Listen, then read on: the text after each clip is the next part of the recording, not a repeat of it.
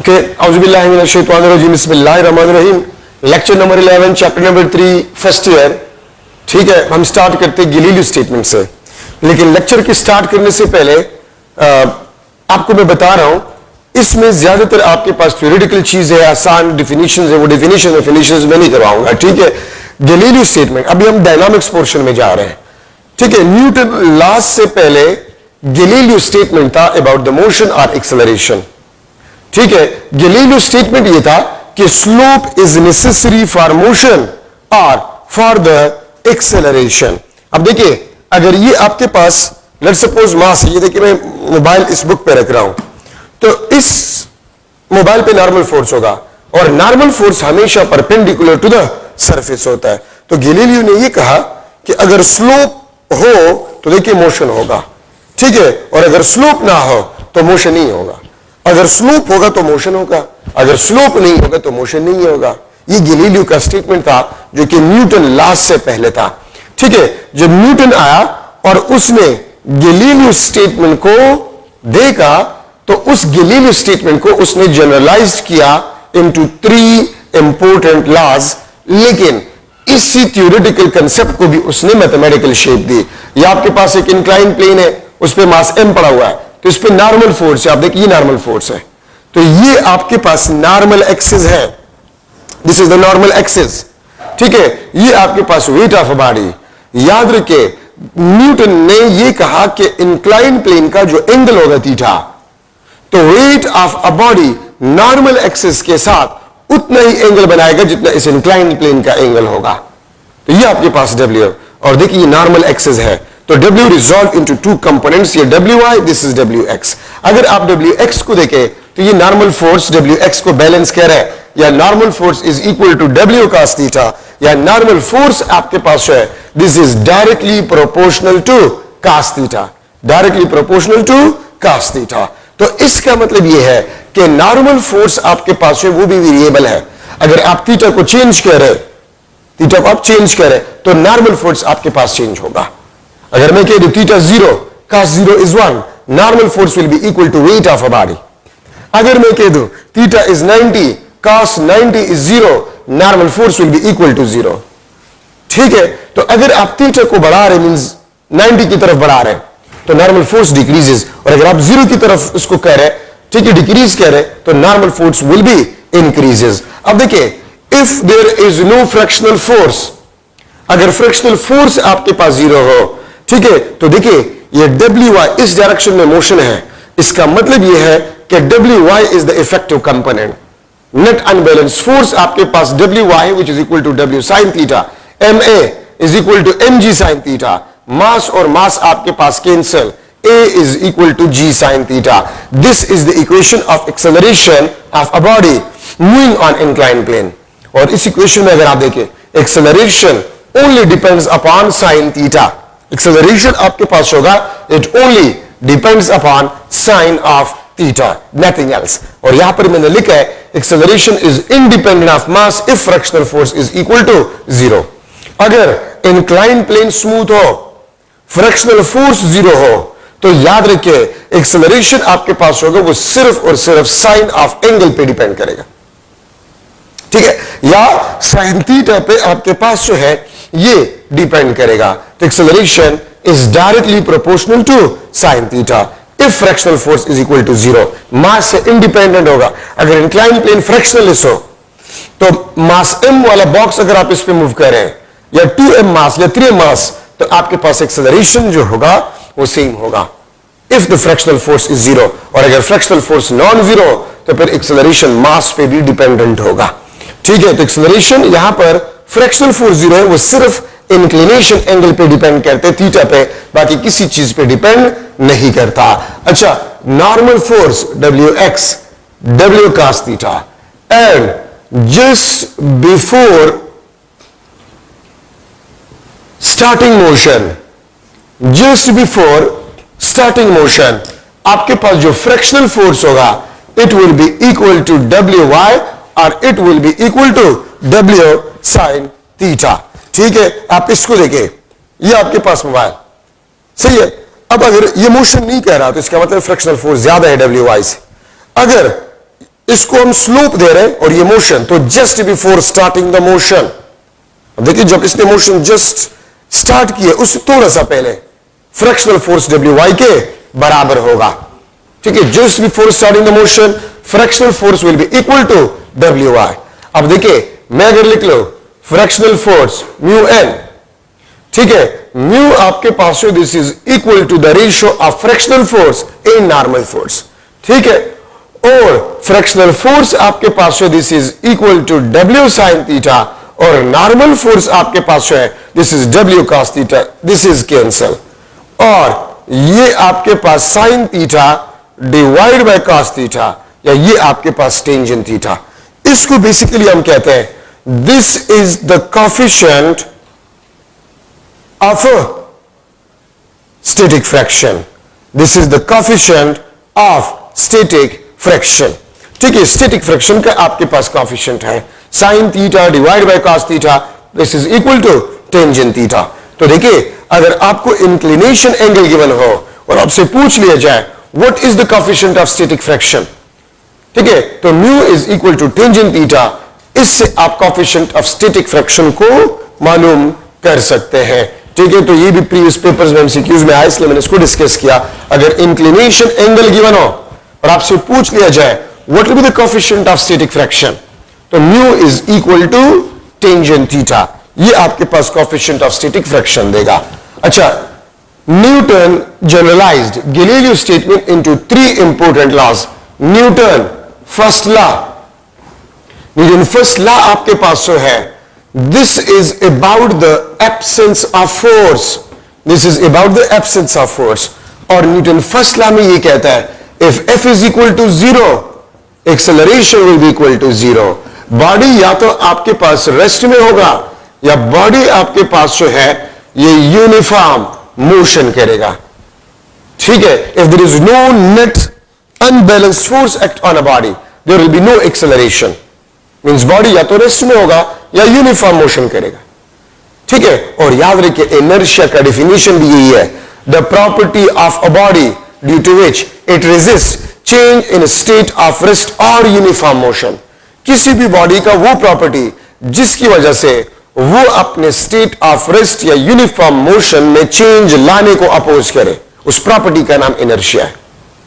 तो वो भी आपको कहते हैं यूनिफॉर्म मोशन और रेस्ट स्टेट में चेंज लाने को अपोज करे, और ये भी आपके पास फर्स्ट लॉ। तो याद रखिए इनर्शिया का डेफिनेशन अगर आप देखें और इसका तकरीबन सेम है, तो इसलिए हम कहते हैं Newton first law is also known as law of inertia. No net unbalanced force, no acceleration. Newton first law को हम लॉ ऑफ इनर्शिया भी कहते हैं। Newton second law, Newton second law आपके पास जो है, this is about the presence of force, this is about the presence of force. ठीक है, और presence of force second law का स्टेटमेंट आपको ये है कि इफ देयर इज फोर्स, अगर फोर्स आपके पास non zero, acceleration will be not equal to 0। और फिर कहता है acceleration is directly proportional to the force if mass is kept constant. A1 divide by A2 is equal to F1 divide by F2। अगर आप force double कर ले acceleration will be double if the mass is kept constant. अगर आप force को half कर ले acceleration will be half. If the force is constant, acceleration will be constant. If the force is increasing, acceleration will be increasing. If the force is decreasing, acceleration will be decreasing. ठीक है, और मैं लिख लूंगा acceleration is inversely proportional to the mass if the force is kept constant. और मैं अगर इसके रेशियोज को बना लूं तो A1 divide by A2 is equal to M2 divide by M1.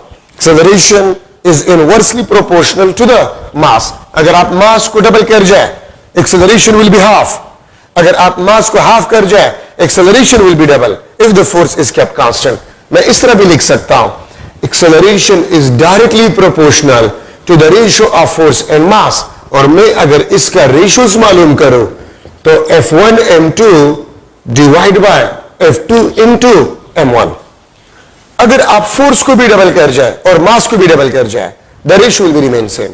अगर आप फोर्स को 4 टाइम कर जाए, मास को डबल कर जाए, एक्सेलरेशन विल बी डबल। ठीक है, तो ये आपके पास एक्सेलरेशन प्रोपोर्शनलिटी को अगर हम खत्म कर ले, के एफ डिवाइड बाय एम, के आपके पास हो दिस इज इक्वल टू 1, तो A is equal to F divide by M, या एफ आपके पास होगा this will be equal to M A. This is the Newton second law statement. ठीक है, F is equal to M A, mass और acceleration अगर given है तो फोर्स को आप इससे मालूम कर सकते हैं। ठीक है, the unit of force is Newton. अगर 1 किलोग्राम बॉडी पे, ठीक है, फोर्स लग रहा है और वो उस बॉडी में 1 metre per second square acceleration produce करे, तो फिर फोर्स आपके पास जो होगा वो 1 न्यूटन होगा। ठीक है, तो ये आपके पास generalized form of Newton second law है। याद रखिए, ये जनरलाइज्ड फॉर्म है, ये एक्चुअल फॉर्म नहीं है। एक्चुअल फॉर्म हम इसी चैप्टर में पढ़ेंगे, F is equal to delta P divide by delta T, वो आपके पास एक्चुअल फॉर्म है जो कि आगे आ जाएगा। ठीक है, तो न्यूटन सेकंड लॉ रिलेट करता है एक्सेलरेशन और फोर्स को। याद रखिए, Newton second law is for the relation of force and acceleration. ठीक है, तो अक्सर प्रीवियस पेपर्स में देखिए एमसीक्यूज होता है कि Newton second law relate dash acceleration and force, acceleration and mass, acceleration, force and mass, and these acceleration and force mainly Newton second law acceleration और फोर्स के लिए है। अच्छा, सेकंड लॉ में इंपॉर्टेंट डिस्कशन आपके पास जो है कनेक्टेड बॉडीज के, ये आपके पास M1, ये आपके पास M2, ये आपके पास M3, ठीक है, ये आपके पास फोर्स F, ये आपके पास फोर्स F। तो अगर 2 या 2 से ज्यादा बॉडीज हो और वो कनेक्टेड हो और उस कनेक्टेड बॉडीज पे एक कांस्टेंट फोर्स लग रहा है, इस मास M1 में एक्सेलरेशन A1, मास M2 में A2, मास M3 में A3 और सिस्टम में एक्सेलरेशन ASYS। तो एक बात याद रखिए, अगर 2 या 2 से ज्यादा कनेक्टेड बॉडीज हो और उस पे कांस्टेंट फोर्स लग रहा है, ठीक है, उस पे कांस्टेंट फोर्स लग रहा है, तो मास M1, M2, M3 और सिस्टम में जो एक्सेलरेशन होगा वो सेम होगा। कनेक्टेड है ना, तो कनेक्टेड बॉडीज पे आप फोर्स लगा रहे हैं। और न्यूटन लॉज में जब हम न्यूटन लॉज को अप्लाई करते हैं तो 2 या 2 से ज्यादा बॉडीज जो कनेक्टेड होते हैं उसको हम सिंगल बॉडी कंसिडर करते हैं। तो acceleration in mass M1, acceleration in mass M2, acceleration in mass M3, it will B same. और इसको हम कहते हैं एक्सेलरेशन आपके पास जो है दिस इज इंडिपेंडेंट ऑफ मास, ये मास से आपके पास इंडिपेंडेंट है। तो मतलब अगर इन तीनों के मासेस बराबर हो या ना हो, एक्सेलरेशन तीनों में आपके पास सेम प्रोड्यूस होगा। मैं स्टूडेंट्स को मिसाल ये देता हूं, एक ट्रेन मोशन कर रहा है, ट्रेन के इंजन के साथ 2 बॉक्सेस है, ठीक है, ट्रेन इंजन है और उसके साथ 2 बॉक्सेस अटैच है। एक बॉक्स में हेवी मास है और दूसरा बॉक्स बिल्कुल एम्प्टी है, खाली है, तो इंजन दोनों को खींच रहा है। तो अगर मैं ट्रेन इंजन को कह दूं कि ट्रेन इंजन का acceleration 4 metre per second square है, तो खाली बॉक्स का भी acceleration 4 metre per second square होगा, और जो जिसमें हेवी मास है उसमें भी acceleration 4 metre per second square होगा। क्यों? इस तरह तो नहीं होगा कि हेवी स्लो जाएगा और जो खाली है वो तेज जाएगा। No, they are connected. तो एक्सेलरेशन दोनों में सेम होगा, एक हेवी और एक लाइट। तो एक्सेलरेशन आपके पास सेम होगा, दिस इज इंडिपेंडेंट ऑफ मास। हाँ, force will B divided F1, F2, F3।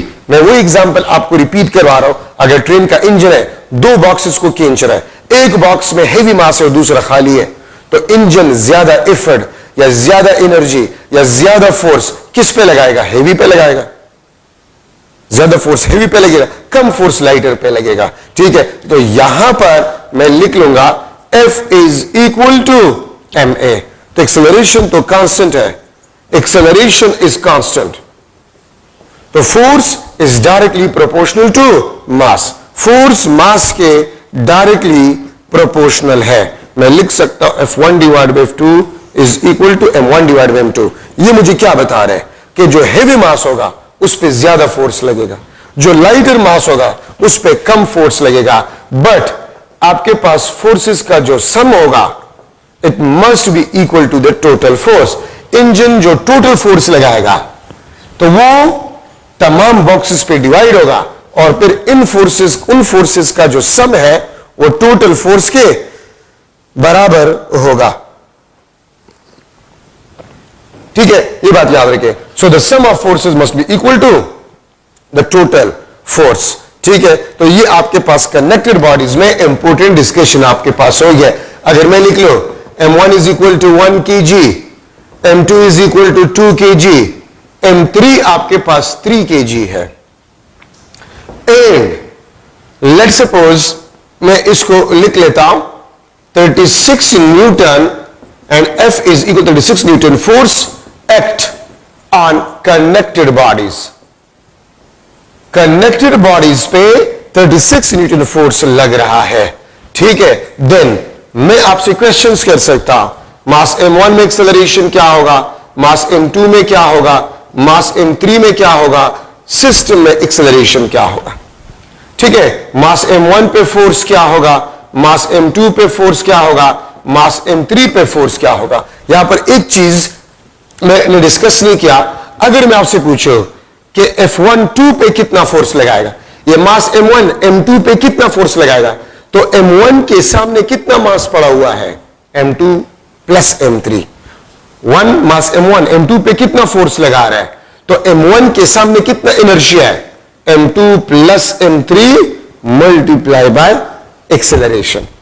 ठीक है, ये 2 3 पे कितना फोर्स लगाएगा, तो 2 3 पे जितना फोर्स लगाएगा तो 2 के सामने देखिए कितना मास है, m3, ये m3a आपके पास होगा।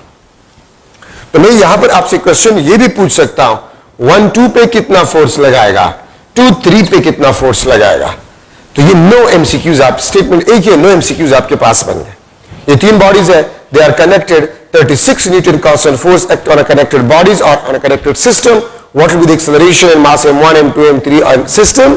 What will be the force on mass m1? What will be the force on mass m2? What will be the force on mass m3? What will be the force by mass m1 on 2? What will be the force by mass m2 on m3? ठीक है, तो इसको आप लोगों ने मालूम करना है। तो मैंने कुछ देर पहले एक बात की है कि जब भी आप न्यूटन लॉस को इस्तेमाल करेंगे तो कनेक्टेड बॉडीज को आपने सिंगल सिस्टम कंसिडर करना होगा। सिंगल सिस्टम कंसिडर करना होगा। किस तरह, एक्सेलरेशन को जब आप मालूम करते हैं तो टोटल फोर्स को आपने टोटल मास पे डिवाइड करना होगा। जो टोटल फोर्स आप लगा रहे हैं उसको आपने टोटल मास पे डिवाइड करना होगा। तो 36 न्यूटन और टोटल मास आपके पास कितने हैं, 6 किलोग्राम। ठीक है, तो ये आपके पास 6 metre per second square acceleration हो जाएगा। तो इसका मतलब यह है कि मास m1 में भी acceleration 6 metre per second square, इसमें भी आपके पास 6 मीटर पर सेकंड स्क्वायर, इसमें भी 6 मीटर पर सेकंड स्क्वायर, इसमें भी 6 मीटर पर सेकंड स्क्वायर। तो एक्सेलरेशन आपके पास 6 मीटर पर सेकंड स्क्वायर तमाम बॉडीज में प्रोड्यूस हो जाएगा। F1 क्या होगा, तो F1 is equal to m1a, F2 is equal to m2a, F3 is equal to m3a। Mass m1 1 है तो ये 6 न्यूटन, ठीक है, ये 12 न्यूटन, ये आपके पास बन जाएगा 3 6 18 न्यूटन। और अगर आप इसको सम करें तो 6 प्लस 12 18, 18 प्लस 18 36 टोटल फोर्स के बराबर आएंगे। तो मैंने आपको कहा था कि the sum of forces must be equal to the total force. अगर मैं आपसे पूछूं F1 2 पे कितना फोर्स लगाएगा, 1 2 पे, तो 1 के सामने 2 और 3 मास है, m2 plus m3 multiply by acceleration. ठीक है, और m2 2 kilogram, m3 3 kilogram, 2 plus 3 5 kilogram, 5 multiply by 6 30 Newton आपके पास m1 m2 पे फोर्स लगाएगा। ठीक है, F2 3 m3a के बराबर हो। मास m3 आपके पास क्या है, 3, और एक्सेलरेशन क्या आपके पास 6, तो ये आपके पास 18 न्यूटन। 1 2 पे 18, 1 2 पे 30 न्यूटन और 2 3 पे 18 न्यूटन फोर्स को लगाएगा। ठीक है, अब अगर मैं इस तरह लिख लो, मास m1 मास m2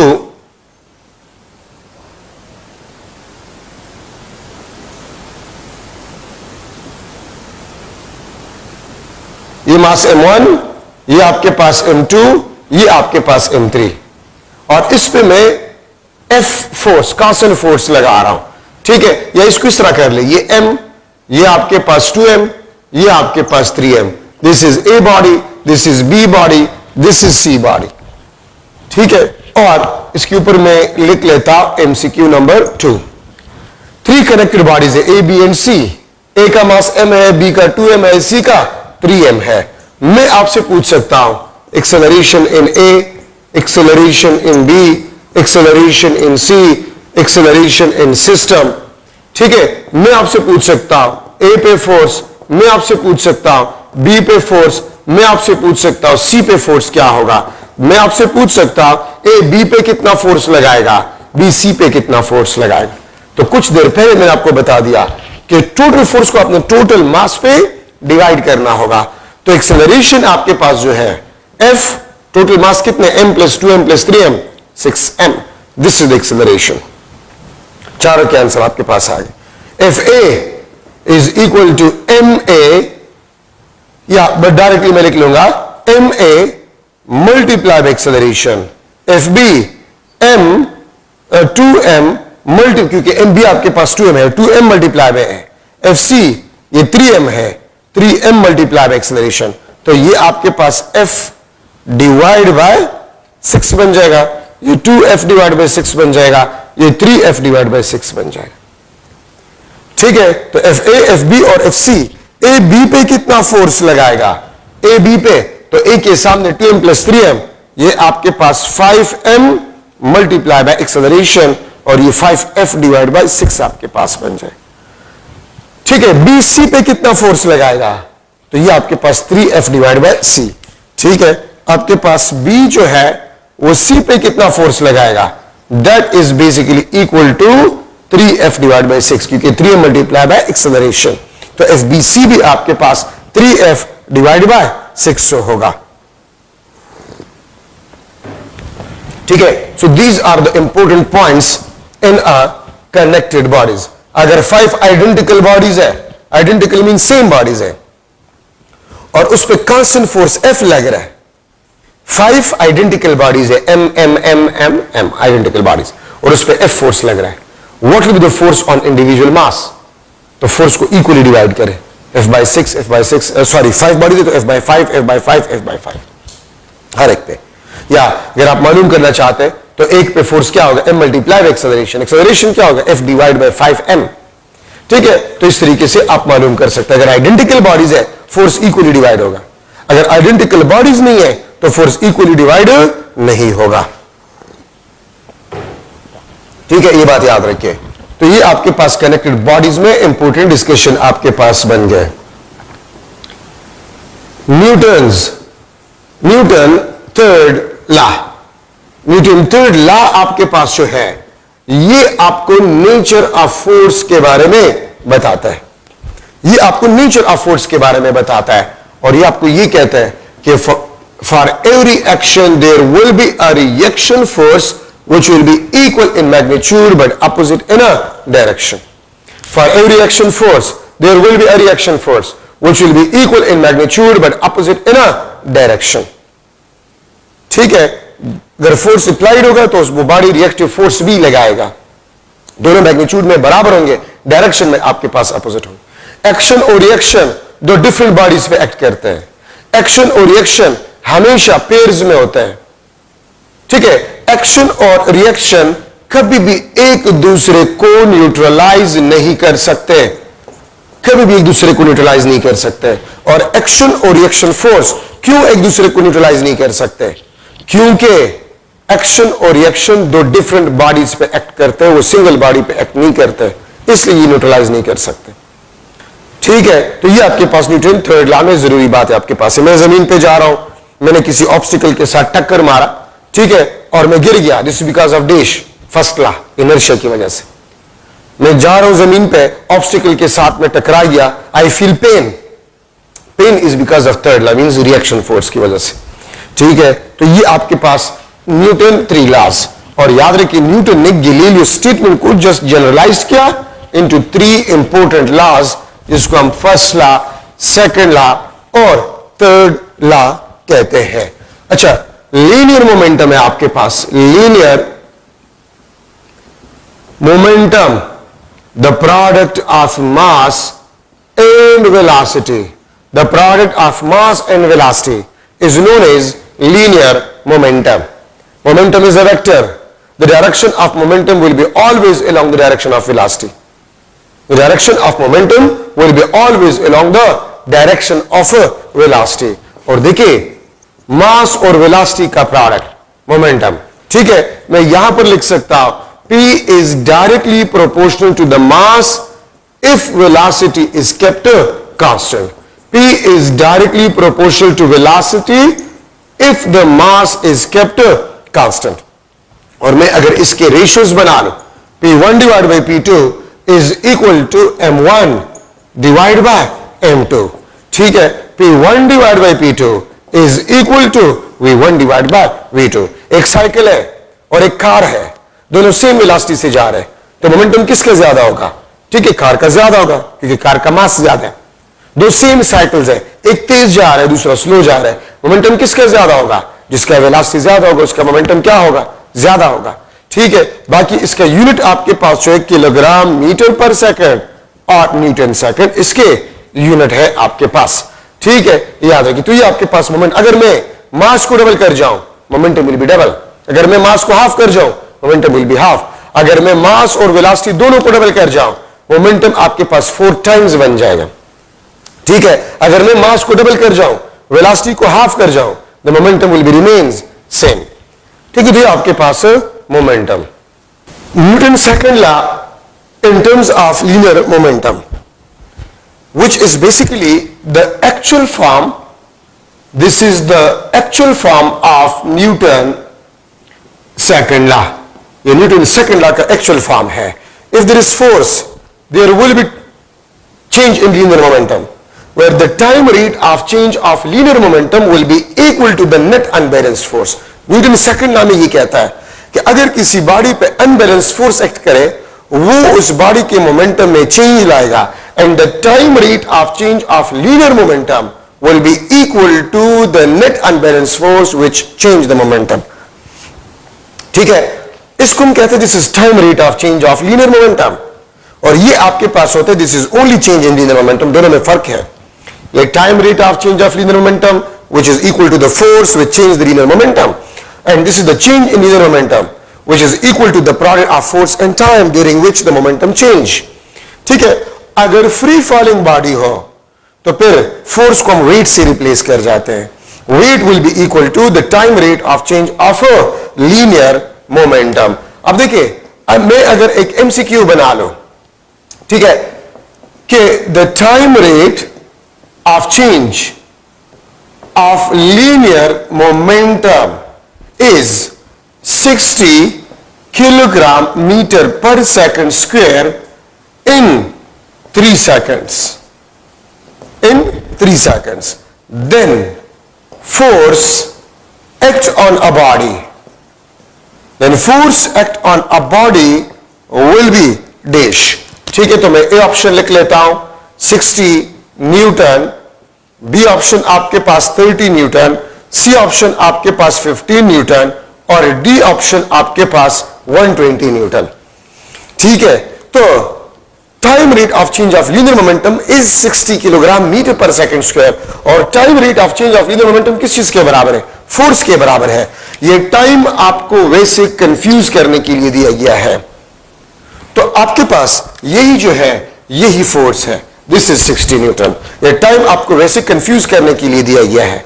अगर मैं इसको काट लूं, अगर मैं इसको काट लूं, the change of linear momentum is this one, और इससे मैं स्क्वायर काट लूं इन 3 second, then the force act on a body will be dash. तो 60 को फिर आप 3 पे डिवाइड करेंगे तो आपके पास 20 न्यूटन फोर्स आ जाएगा.